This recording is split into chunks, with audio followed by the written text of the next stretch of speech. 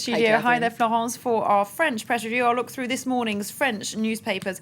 Now, they are largely focused on Marseille, situation there, the southern city, south of France. The Prime Minister has said that he's stepping up policing because there's been a spate of recent killings by drug gangs. Absolutely. It's getting a lot of attention in the press today. It's on the front page of Libération, for instance, that talks about the wounded city. Now, this is France's second largest city, and a lot of papers are saying that it's completely gangrened by this drug violence. It's sinking deeper and deeper into this drug violence. There have been 13 drug-related killings since January, so a settling of scores between rival gangs. So yesterday, the government said this is not going to happen any longer. 6 ministers were dispatched to Marseille, a real show of force. Now, Libération and their editorial really applaud the government for this show of force and say that really this can't be indifferent. You know, that nobody can be indifferent to this kind of violence. And in fact, it says that this spiral is really intolerable. And now the government says that it's going to increase policing. Now, while Libération says this is a good step, but unfortunately it's not enough to stop this murderous cycle.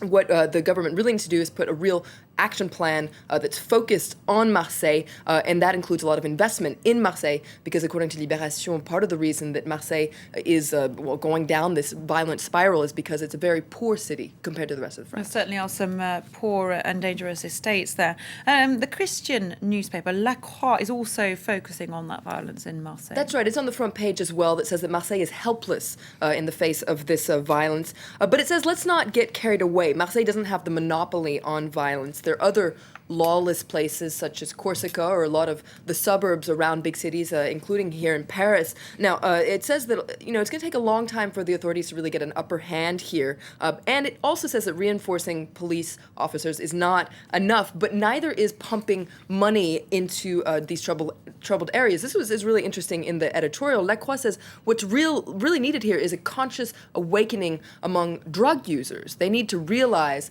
that by taking drugs, they're participating in this spiral of violence. They're fueling this violence, according to La Croix. Okay, so that's their solution there for tackling the problem. Now, locals from Marseille, they're also taking to the press to share their experiences, aren't they, of everyday life in Marseille? That's right. There's a really interesting article by a woman named Elina Furiel. She writes in the Nouvel Observateur. Now, she writes an open letter, actually, to this man that we see in the photo here, Manuel Valls, the Interior Minister. Now, she wrote a book called How Marseille's Suburbs Killed the 3 Men in Her Life, so her father and 2 of her husbands, and she's really critical, actually, of of Manuel Valls and his the fact that he announced that he's going to step up the number of police. She says, as if that will work, you're barking up the wrong tree. When they're not corrupt, the police on the ground don't have the means to actually make any progress.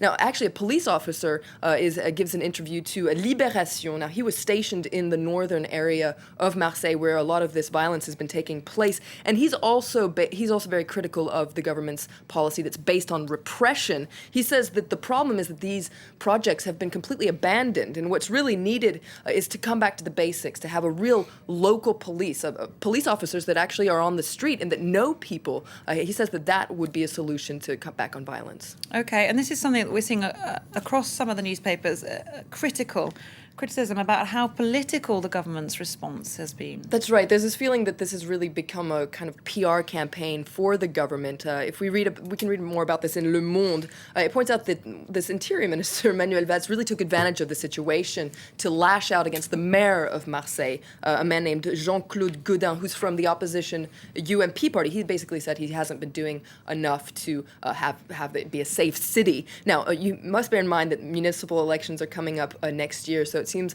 like left and right are throwing around the blame, saying neither has been doing enough for security. But Le Monde is actually has an interesting detail about Marseille, which is that it's a city where politicians often come to show their guns and say that they're going to do all sorts of things about security in the city. But in fact, they rarely actually do anything to change the situation. And Le Monde says it's really too bad that this is becoming such a political deal, because Marseille actually has a lot going for it. And according to Le Monde, since this is becoming such a political hot potato that the left and right are throwing around, well, that could be dangerous for politically for Marseille, because it could mean that the far right National Front Party could really make a good score in the municipal election. Okay, so political analysis there, very interesting coverage on the French newspaper of Marseille. Thanks very much, Florence Villeminot, there with our French press review.